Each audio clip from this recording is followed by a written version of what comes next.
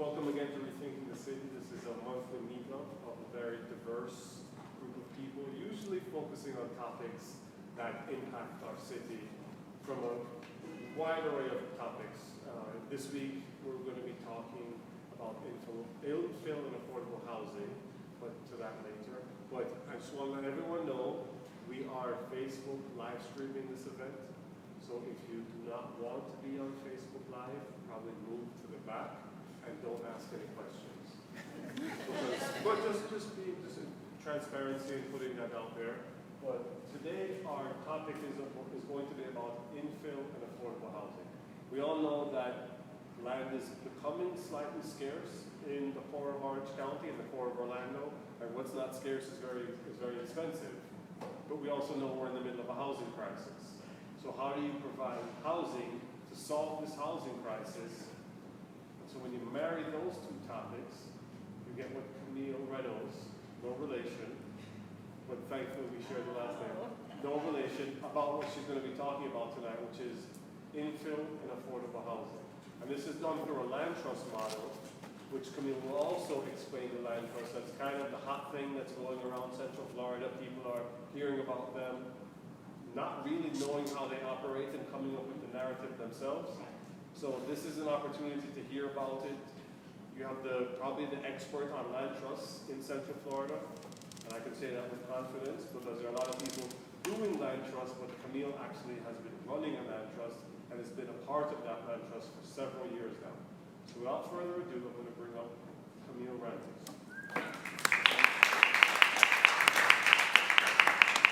Thank you. I am going to first start talking a little bit about community land trusts, just so that you understand our approach, and then we'll go into some of the projects that we're working on currently. Hannibal Square Community Land Trust has been around since 2004. We are a community land trust in that the way that land trusts work is that we take the land out of the equation. So if you're buying a home, it's usually the land plus the house is the home price. With a community land trust, we take the land out of the equation, we keep the land what we call in common. So all of the members of the community land trust, all of the property owners of the community land trust are owners of the land. It is almost like a co-op, but the land is kept in common, and then you purchase just the structure, just the improvement. That's how land trusts work. Now, our main focus is home ownership. However, we also do rentals, and then there are community land trusts in various areas of the country that are doing things like retail space, that are doing farmland. So there's a number of different things that community land trusts do. As far as ours is concerned, we are doing home ownership, and then we also are doing some opportunities for affordable rentals and some opportunities for affordable retail space for small businesses. One of the things that community land trusts do is that we help to stabilize neighborhoods. We kind of slow down or stave off gentrification because we promote home ownership. We provide an opportunity for residents who are historically from that community to be able to, typically it's income constrained communities, to be able to afford homes in that community, even as the community is being developed. So, as far as Hannibal Square is concerned, most of the things that we have done in the past since 2004 have been properties for home ownership, single family detached homes. We currently have 26 projects in the land trust, and then 26 homes still in the land trust, and then we have a rental. We are doing some joint venture projects for, we've done some habitat. We have done one with a homeowner that was a combat disabled veteran that we provided a home for mortgage free. We are now working in West Lakes, which is an area of Orlando near Camping World Stadium. We have been partnering with West Lakes Partnership to take vacant single-family homes in that property, in those neighborhoods, and refurbish them, renovate them, and then put them back out on the market for sale as affordable housing. So those are some of the things that we're currently doing. I want to talk to you a little bit about infill properties. This is one that we have in Apopka.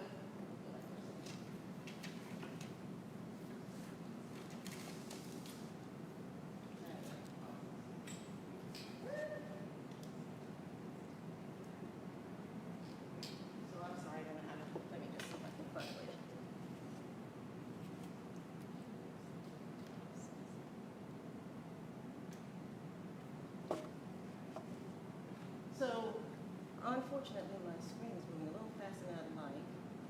I wanted to show you so this site, and it's going to keep moving very fast. I don't know how to stop it right now. It's in Apopka. It is off of 6th Street, which is a community. I'm so sorry.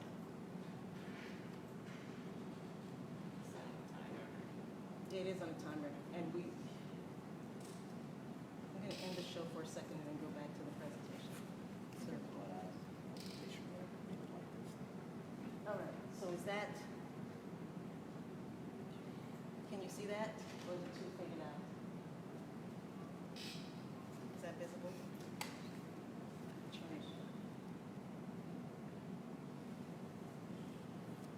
Are we trying to see the street? I'm trying to show you the area. Okay. Yes. Yes.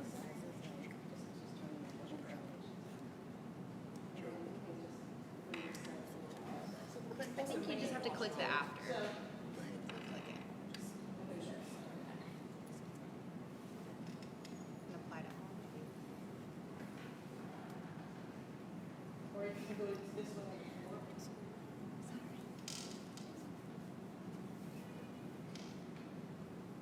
Read it to the animation. Yeah, I think you have to click it down.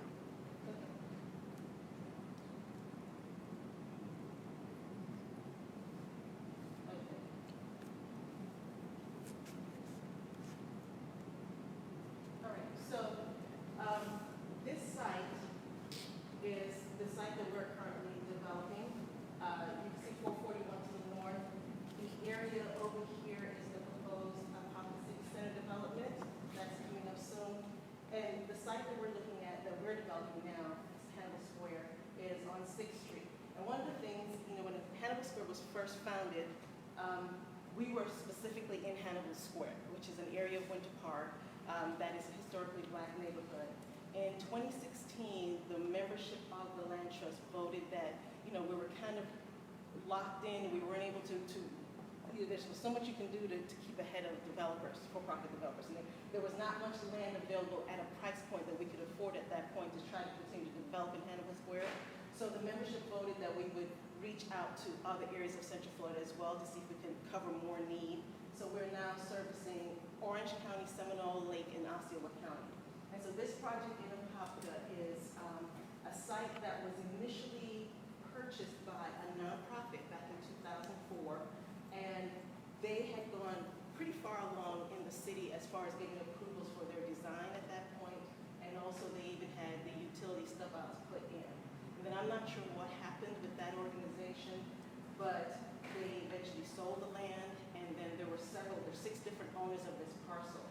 And so in last year, we were provided with an opportunity to acquire all the parcels from all of the 6 homeowners, which was kind of a little cumbersome. But we were able to get the parcels. We did some video inspections of the lines that were there, the utility lines that were there, and the water and sewer lines are viable. So what we decided to do was to go ahead and develop this site as townhomes for homeownership, because those utilities were already there. So this is where the proposed Apopka City Center is going to be. This is kind of a footprint of what it looks like. This is 6th Street, and we're just over here on the corner. It's right at the fork in the road where 441 and 436 forks off. Correct. And so this is a great site. We thought this was an ideal site for our development near this, because this is going to be really a community space where there's going to be movie theater, eateries, et cetera. And then there's going to be a bike trail coming along this area as well. So Is that the old council plantation? I think it is part of that site. It is part of that site. So this is what a Apopka City Center is supposed to look like. Basically, we took the same footprint that was existing from the old development that was for what we call 350.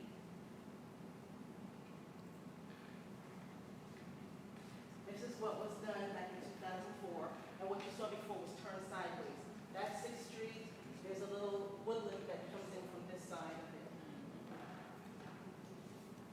So again, here's 6th Street. Woodland comes there. We're building 24 townhomes, and Pocket Park It's going to be definitely single-family homeowners, residential, but the pocket park will be a gathering space with a pavilion where they can have picnics or family gatherings, etc. And this is what they're going to look like. So we're just about going into our permitting stage. We've already gone through our design review with the city. And so we're going to have two different types of designs. This would be a front-load design where the garage is on the front of the house. They're going to be 24 townhomes for affordable housing. At least half of them are going to be servicing families at 80% or lower AMI. There might be 13 of them that's going to be 30% or lower AMI. The others will be between 80 and 120% AMI. And one of the things that we determined as an affordable housing developer is that mixed income housing works better than all low-income housing. Because if we do mixed income, it really, one, it helps to stabilize the area. Two, it allows families to interact with one another. Three, it takes away any stigma from quote-unquote affordable housing. You had a question? Just quickly, AMI? I'm sorry, yes, AMI is area median income.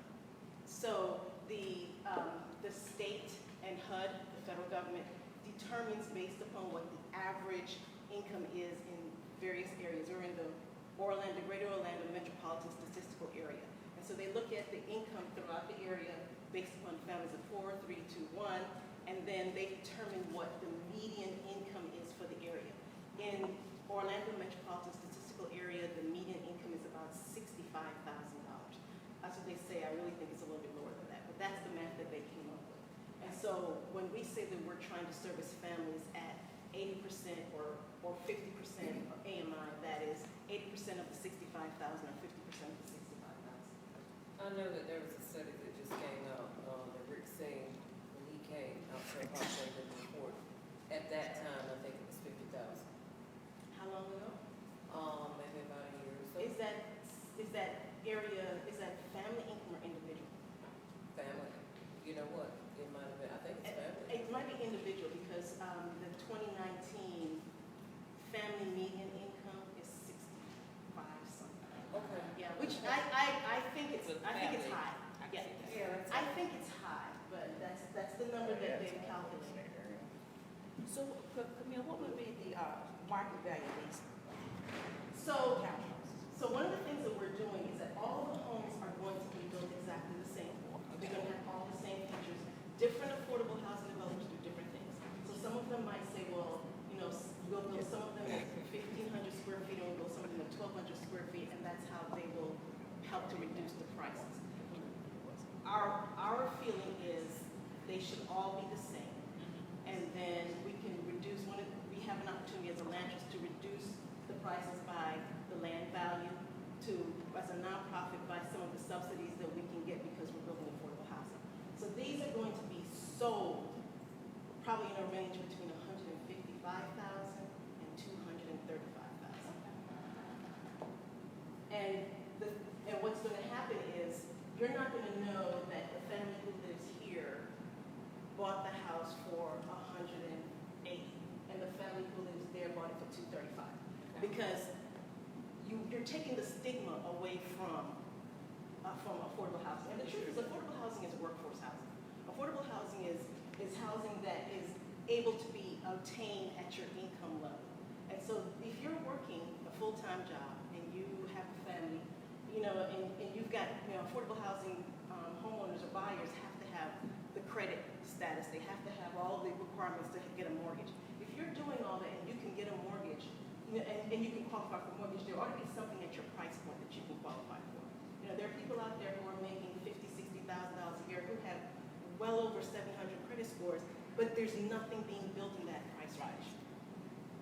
One last question. Yes. This development, would they be a part of the sharing the common land? Yes, they're going to be a part of the land trust. Okay. Yes, that's what you're asking me? Yes. Okay. The other project that we're doing is in Orlando. This is on Orange Center Boulevard. This is at Tinker Field, and just north of that is Camille Reynolds Stadium. And across the street is Pendana Development, that was done by Lift Orlando. So this was a parcel. This is 6 parcels of what used to be low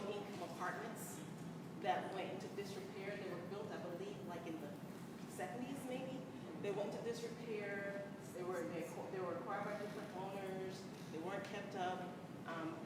Fannie Mae foreclosed on them, and then Fannie Mae was going to sell those parcels to anyone who wanted to purchase. The city of Orlando purchased all those parcels because they wanted to kind of get enough, keep hold of what's going to happen in that community. So city of Orlando purchased all those parcels, and then in November they put out a solicitation trying to find out if what people could put together as far as what they would develop on this site. And their solicitation was really based upon having some community meetings and asking the residents what they thought they wanted. Beautiful. Thank you.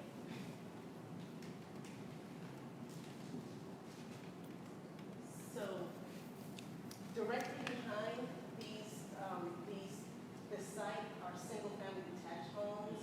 Directly north of them, across the street, are about 200 apartments that were done, Pandana apartments that were done down in Orlando. Behind on this end is George Martin Park. So the residents around the area of Westlake, which are 5 different communities, had several community meetings with their city commissioners. And some of the things that they said that they wanted, they didn't want any more large apartments. They wanted to have home ownership because they wanted to see, especially the residents back here, they wanted to make sure that it was kind of there was opportunity for home ownership. They didn't want to have, they wanted to have a transition, a reasonable transition from the 3-story apartments just north of it to the single-family residence there. They also wanted to see some opportunities for economic development. They wanted to also see something where there's an opportunity for social gathering space. So with all of the things that the residents said that they wanted to see, the city put that in their solicitation. The city raised all of those those apartments. The city did all of their mitigation for asbestos, etc. And then they put out their solicitation. So we submitted along with 5 other developers, some of them nonprofit, some of them for-profit, to see what we could do. And what we proposed was that we would do townhomes, 2-story townhomes for home ownership along the 5 parcels that face Orange Center Boulevard. And then the corner parcel at the corner of the Tap and Orange Center, we proposed a 3-story mixed-use facility. So this will have retail space, approximately 20,000 square feet on the first floor, which would be an opportunity for some of the local businesses to be able to have that space. And then the second and third floors would have 1- and 2-bedroom apartments. And so we also proposed that the site would sit back a little bit from the curb so that there's opportunity for a gathering space. Maybe there could be a farmer's market there. Maybe there could be, when there's things going on at Orange Center, Camping Works Day, maybe there's an opportunity for like a local band or something to play on that site. So Camille, you was able to buy that last apartment that was holding out? The city did. I think they were all foreclosed, actually. I think Fannie Mae, I don't know how they did that. I honestly don't, because that was done a couple years before we were involved in But this. there was one area that was fenced off. Yes. That was holding out. Yes, I remember that. And I don't know if they bought it out or how they did that. Okay, but you acquired it. Yeah. Well, the city acquired it. Yes. Okay. Thank you. So this is kind of like what we're thinking about for what the town would look like. Because we want to still have like a neighborhood feel. Now, Orange Center is it's a wide street. There's a lot of traffic, about 10,000 cars that go across there every day. But there's still an opportunity for the 2 stories with a front porch and a little walkability to be a nice transition from the 3 stories. We're going to complement what's there in the neighborhood.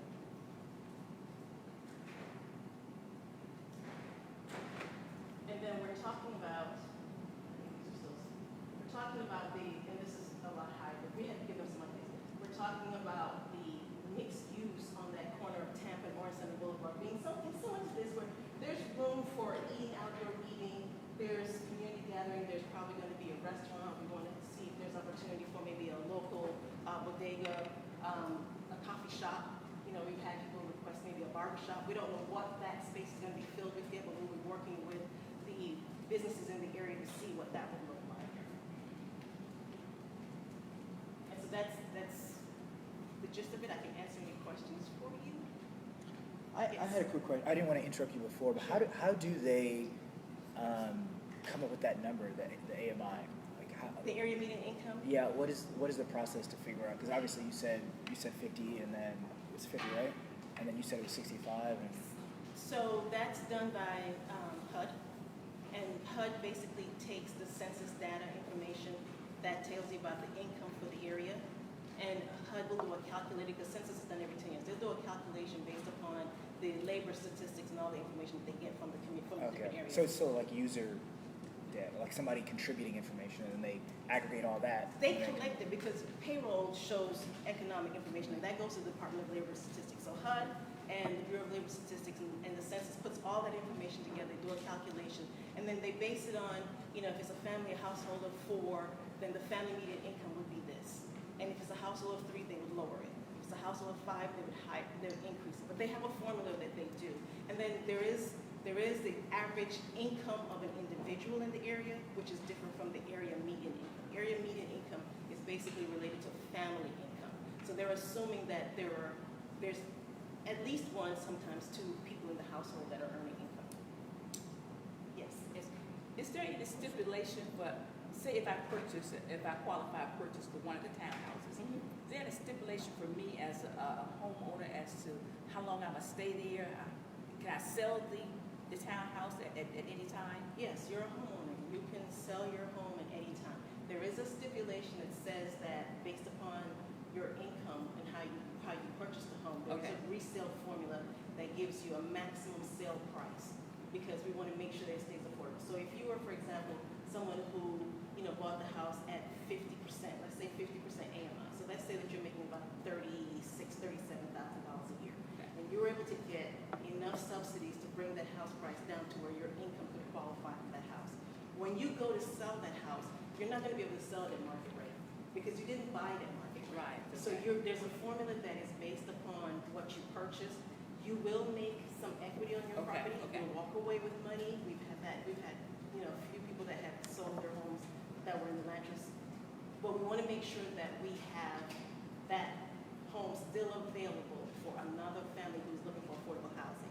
That's one of the things that land trusts do, is that they make sure that there's permanent affordability. Okay. Okay. Kevin? Once the homeowners buy into one of these communities, do they pay into a fund or something like that to handle property tax? Like how does that get taken care of? The owner doesn't own the property. So, land trust homeowners are homeowners, and as homeowners, they pay property taxes. However, they're not going to pay the same property tax as somebody who bought a market rate home because they don't own the land. So they pay a reduced rate for property taxes, but they do pay property taxes, and they can claim all of their mortgage exemptions on their taxes like any other homeowner. Did I answer your question? Yeah, I know one of the big of the several factors of gentrification is just the actual property tax Yes. is getting exorbitant. So I Yes. just didn't know how that would manage when you don't own the land. Yeah, you're not paying it the same rate as someone else. And I know that we have had a couple of homeowners who, Winter Park, for example, in Hannibal Square Land, those property values have gone up astronomically. And we have had a couple of homeowners have complained that, they've seen, increases in their property taxes. But so far, we haven't had anyone who has said that it's been beyond what they can handle. But they will still see, because They're too still, prideful. I'm sorry? They're too prideful. They're too prideful? It's like asking for directions. It's like nobody ever wants to say, like, I know where I'm going, but But if it they don't know where they're going. But if it gets to the point where it's impacting your ability to pay Right, your right. mortgage, we would hear about it. Now, Yeah. one of the things that community land trusts do is that there's a tri-party agreement. So there's an agreement between the homeowner, the community land trust, and also the mortgage lender. And so if there's an issue where a homeowner is having trouble with their mortgage, we can try to help to serve as a go-between, try to help to stave that off and to help them through that process. And we have done that in the past. Yes. So when the homeowner sells, does the person who's buying it have to qualify as? Yes, yes. That's the whole purpose of it, because as you may know, a lot of times, when we have, the county provides subsidies or whatever, down payment assistance for home buyers, without a land trust, you get your down payment assistance, so you get $35,000, and so that helps you to get into the home. That down payment assistance is done, because now when you go to sell, you can sell at market rate, and depending on how the down payment assistance is structured, it may have been completely forgiven or it may be prorated forgiven, but it's no longer available to somebody else who is looking for an affordable home. While with the land trust, even with your down payment assistance, you sign an agreement in the ground lease saying that you are going to be adhering to the resale formula, and we're involved in the process of the sale. So you have to sell to another person looking for an affordable home. Can I lease? Can I rent out if I decide that I no longer want to live in that house, at that townhouse? Can I rent my townhouse out? We tend not to be okay with that because we don't want, what that opens the door to is having people who are using it as rental property. And so that's not what this process is for. This process is to provide affordable home ownership. Okay. And a stepping stone sometimes for people to move from continuous rent roll into home ownership and hopefully eventually onto a market rate home. Yeah, I'm sorry, go ahead. Obviously, you can't rent it out, but can you use it for an Airbnb? No, that's definitely a no. Yeah, short term, like for the weekend, you know? You mean would in not- addition to like if you're Yeah, living like, there? yeah, we're still living there. She's like, hey, I'm gonna be gone for 2 days. Let's put We're on not going to be Airbnb. policing what you do in your home. You know, we're not the government, or we're not going to police what you do in your home. But basically, the That's a purpose good of it is to provide an opportunity for home ownership and to be able to build wealth. Because, you know, home ownership is one of the easiest ways to build wealth if you're moving from someplace that is constantly in the rent rolls and, you know, dealing with the rent rates went up and you have to move, or you have to start paying another $100 or $200 a month for rent. And I think somebody else had a question. Yes.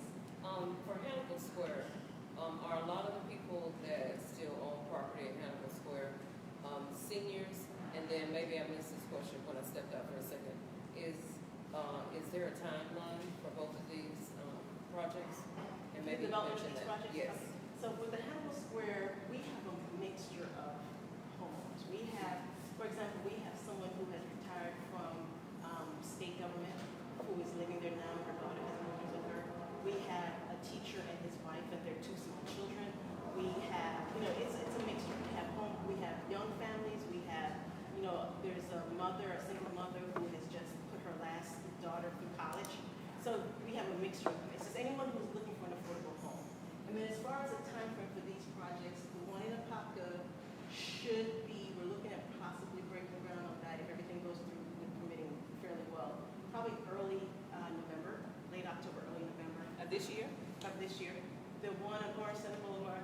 And Rebecca, our board member, saying, no, it depends on how things go with permits. So it may take a little bit longer. Okay.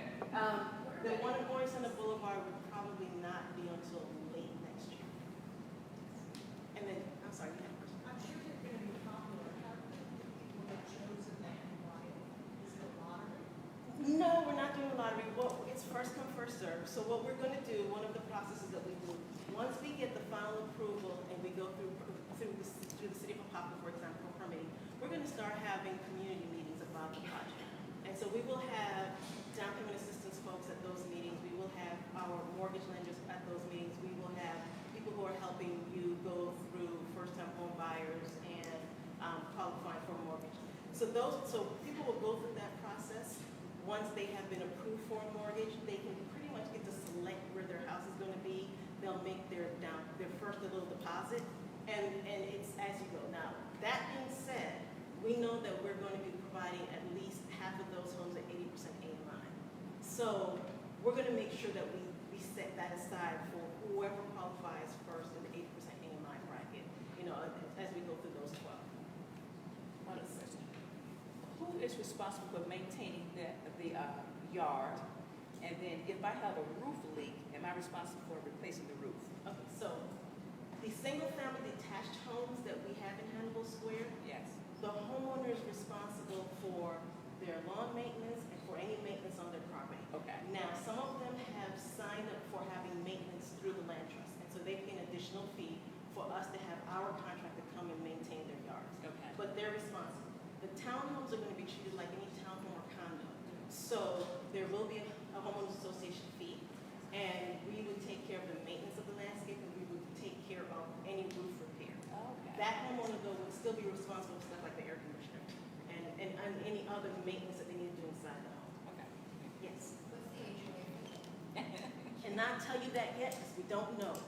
What will the percentage of owners versus renters be? These, for the ones ones in Apopka, they're all for home ownership. Okay. And then for the ones on Orange Center Boulevard, the 30 that I showed you along Orange Center Boulevard are all for home ownership, and the rentals will be the apartments above the And retail. will there be any restrictions regarding releasing or perhaps sharing properties, be it Airbnb? So, Other- so we would not encourage that. The ground lease says that you are going to be the person living in that home, that you are the owner-occupied resident of that home. We're not going to be policing whether or not you Airbnb, but I know that the cities and the counties have some restrictions on that as well.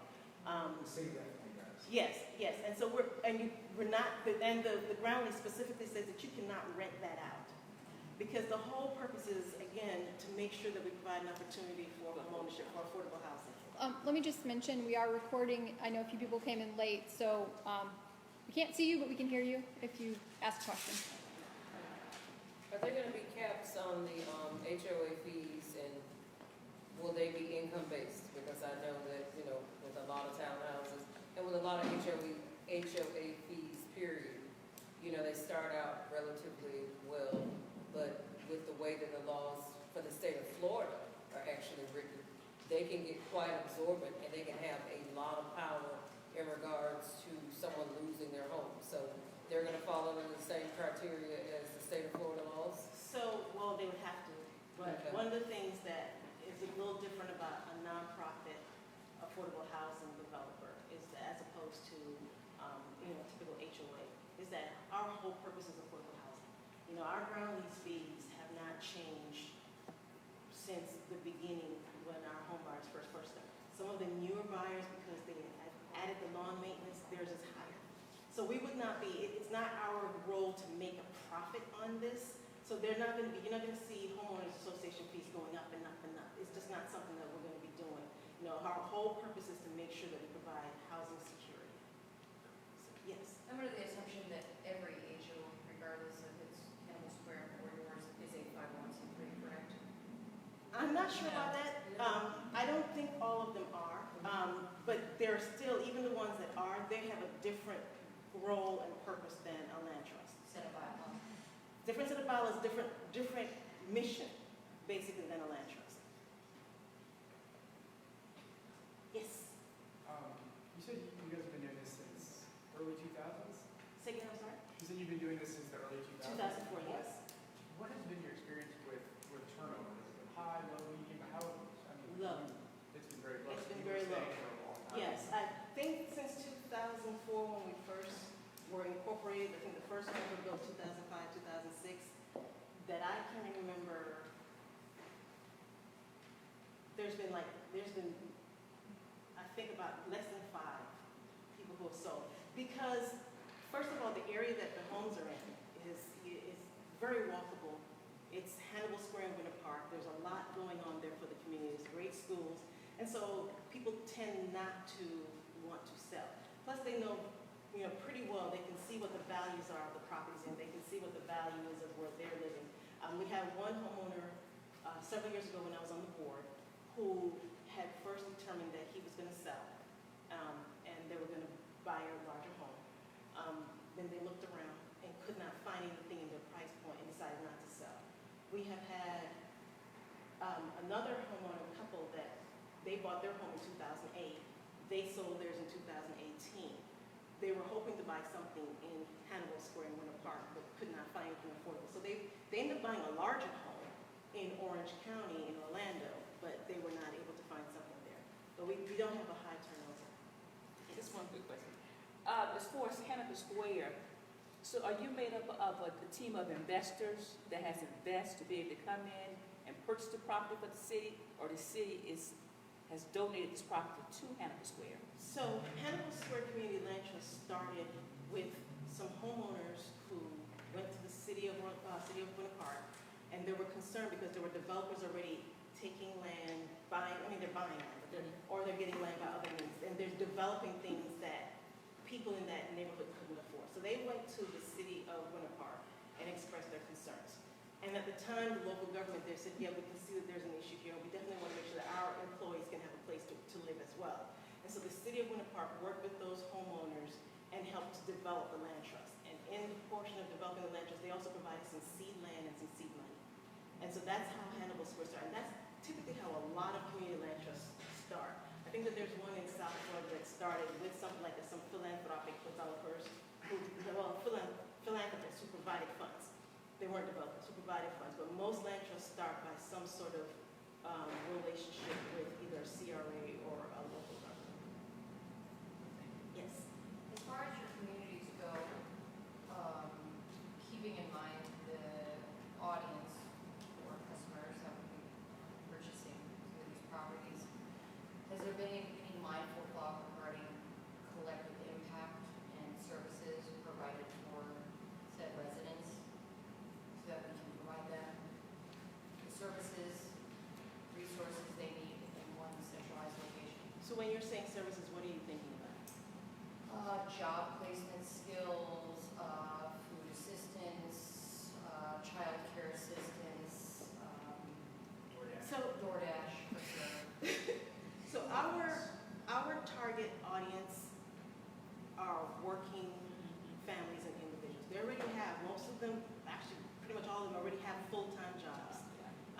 They're working and can't find someplace that they can afford. It's a little different audience than some people who are who have other social needs. Typically what we find with these families is that they're staying with relatives or they're renting, and they're renting at a high rental rate, but they have, it's oftentimes a husband and wife, or it's a single parent, and they're working full-time, and they have kids, and they just can't find something. Because the median house price in Central Florida right now is about $325,000. And if you look at the median household income at $65,000, there's no way that you're going to be able to buy a $325,000 home with a $65,000 income. But you are working, you're gainfully employed. A lot of people work for police, fire, teachers, nurses. They're working. They're working full-time. They have benefits oftentimes. The income doesn't match what's available out there. So we're providing that missing middle as far as housing. Yes. Well, I was just gonna say, I mean, we did consider, on the board, we did consider a couple of projects for rapid rehousing, which Yes. would be a different audience. And there we would partner with people Yes. that provide those services, but Hannibal Square would not. Yes. And so for those that Rebecca's talking about, we considered, and we'd actually put a proposal in to develop 2 homes for rapid rehousing. The rapid rehousing are for targeting homeless families that are living in a lot of the hotels. And so there are we were partnering with a social service organization who would help to provide the social needs that they have. And our goal was to provide them with housing at a price point that they could afford. And so that is a little different audience. That's not typically our audience, but that is one of the projects that we have worked on. Did you say the maximum number of bedrooms? These are 3-bedroom, 2.5 Okay. bath. 2.5? Yes. Very good. Yes. And how does it handle the inheritance? Say, the kids inheriting the property after the other side. How does that handle with the land trust? So if you own a land trust home and you pass away, you paid off your mortgage, because if you haven't paid off your mortgage, it's handled as anybody else who owns a home and hasn't paid off their mortgage.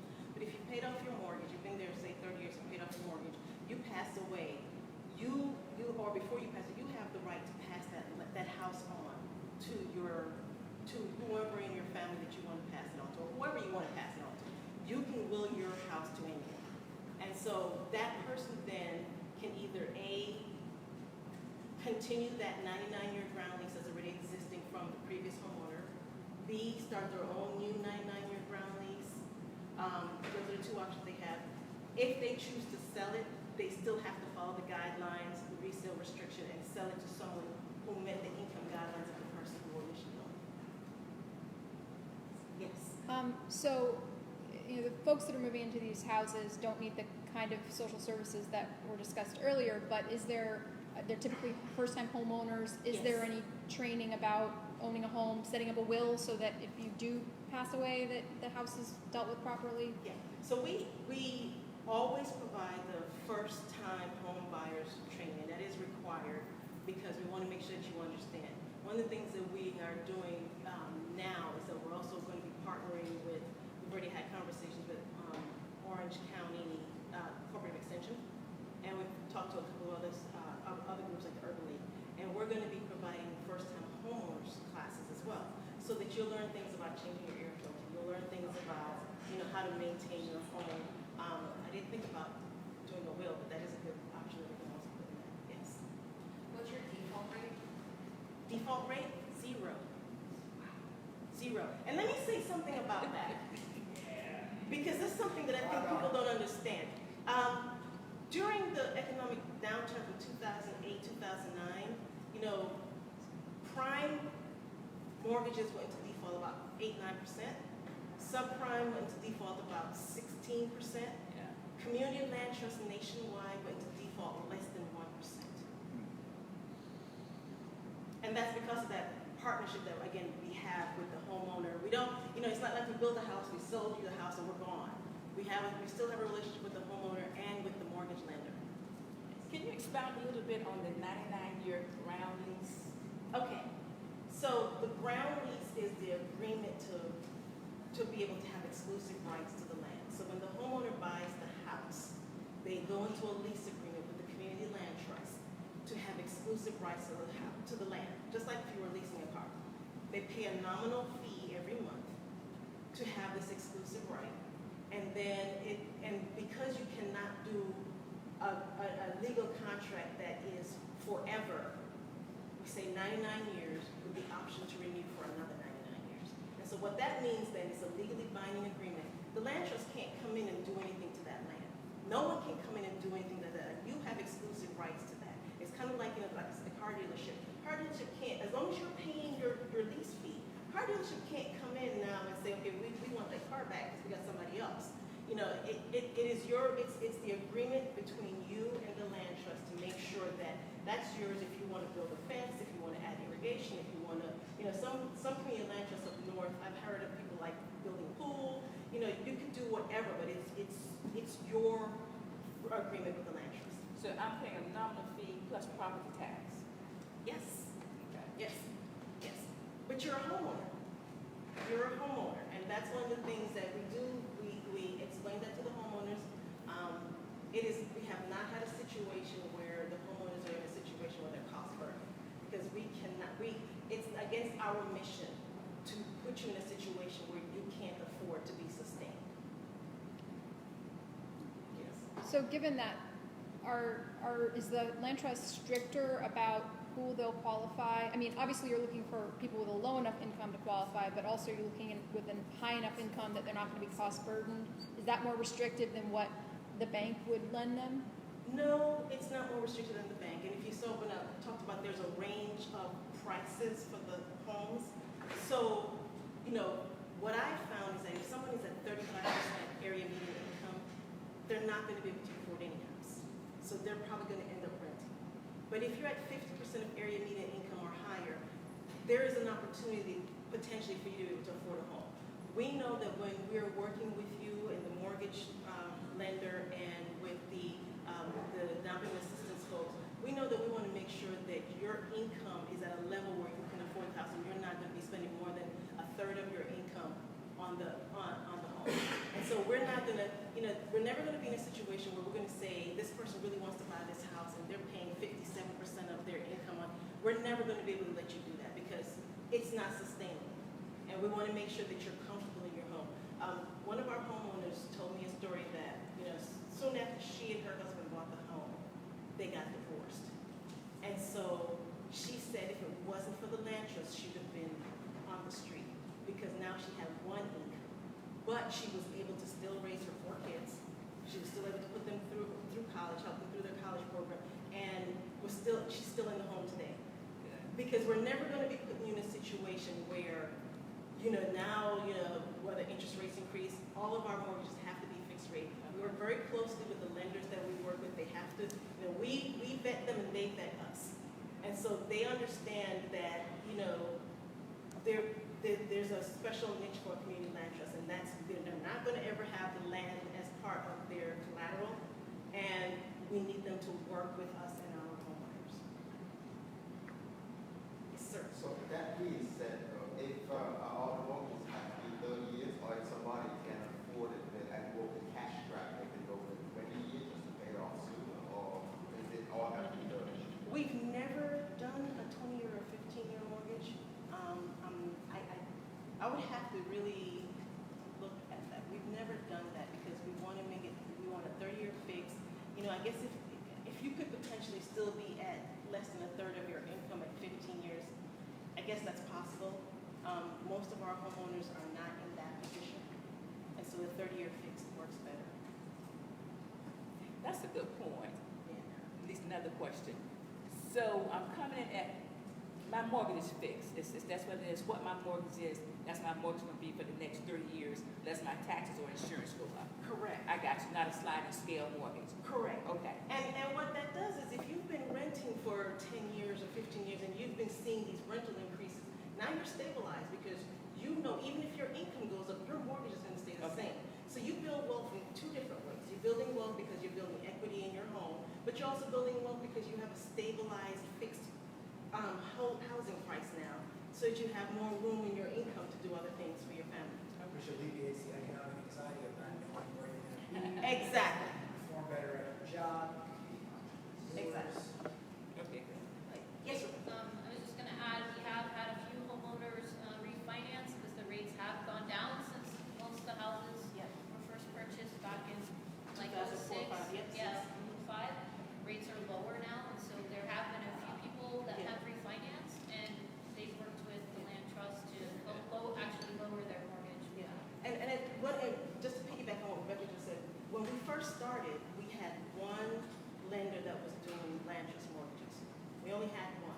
And so that lender had a monopoly, and the interest rates, even though, you know, these people have to qualify with really good credit scores, the interest rates were, 7%, 6.9%. So now a lot of these homeowners who had mortgages back in 2006 and 2007 are refinancing, and they're going into the 3-point-somethings and the low 4s, and they're seeing additional cash because now we have 4 and potentially 5 after this week mortgage lenders who want to work with us, because what's happening now is that everyone is starting to realize that land trusts are a viable options. Local governments like land trusts because they provide permanent affordability. So their subsidies that they put into these homes for affordable housing will be able to pass on to the next person and to the next person, as opposed to going away after one and done. And then also lenders are starting to realize that it's not the scary thing that they thought it was.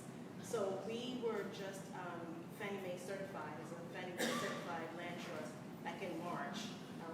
There are 13 community land trusts in the state of Florida. We are one of 5 that have been Fannie Mae certified. And we're going through the certification process through the Affordable Housing Conference this week for Freddie Mac. And so what that means, we have one mortgage lender, we have other community banks. That mortgage lender now has some comfort in if they want to sell their mortgage in the secondary market. And we have some continuity because whoever's buying it understands again that it is a land trust and that there are some restrictions on it as well. Is there any particular land trust nationally that is looked at as like the model for land trusts? When we first started, there was Burlington that was looked at as the model for community land trusts. At this point, there's nearly 300 community land trusts in the country. I think that basically they all operate the same. Their resale formulas may be different, but they all basically operate the same with the same kind of guidelines and restrictions on resales. Burlington, like Burlington, Vermont? Yes. Like Bernie Sanders Burlington? Yes.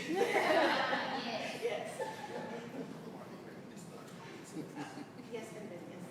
With the 99-year lease renewable, is it automatic or granted the program you started it until you get it gone?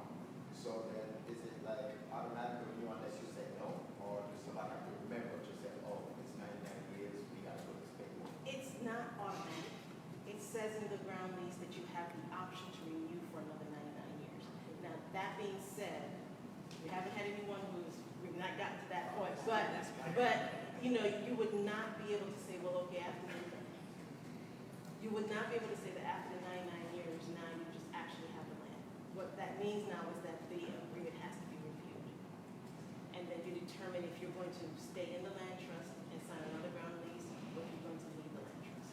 But you know what I'm getting at, though, this is going to be probably grandkids who are going to be dealing Yes. with it, because so are they going to be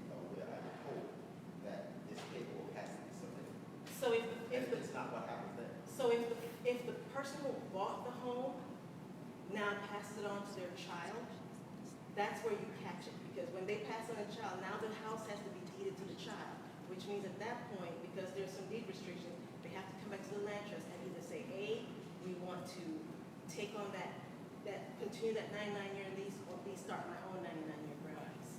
There are deed restrictions, so it would not just go away. And those deed restrictions are actually filed with the county. So we're gonna take maybe 2 more questions. If there's anybody who hasn't asked a question yet and you're excited to ask one, now's your chance. Put your information back on the screen, please. The contact? Yes, please. Thank you. I just have one question. Particularly speaking about the November time frame, I realize you all are doing these seminars, but my concern is that a lot of people who may be credit worthy, who may not be, but they, need a few months or possibly 6 to 8 months to get themselves where they need to be. Generally, depending on the builder, you can have a house up in 6 months. What other methods are you all using to really get this out in the community? Because I know I have 2 houses in Apopka. I'm in Apopka all the time. I mean, I go to the city commission meetings. I go to a lot of things. This is the first I'm ever hearing That's correct. that this is going to happen in Apopka. Yes. So my concern is people don't know it. Are we going to, the people who are in the know, are they going to just make sure to kind of take care of their own? So we have not gone out yet to promote it. Okay. I know that there have been a couple of articles that have In been the done Apopka Chief. by the Apopka Chief, Right. And that happened because we submitted for our St. John's. Oh, permit. okay. And so they were looking at who's pulling permits and then calling and asking the question. But we have not actually gone out and promoted it as yet because we wanted to make sure that we knew exactly what the final design was going to look like. We wanted to make sure that we get it through the permitting process. So we will start promoting it probably, there'll be some announcements coming up probably the end of September. And then from there, we'll have a couple of community meetings going around shopping it and telling people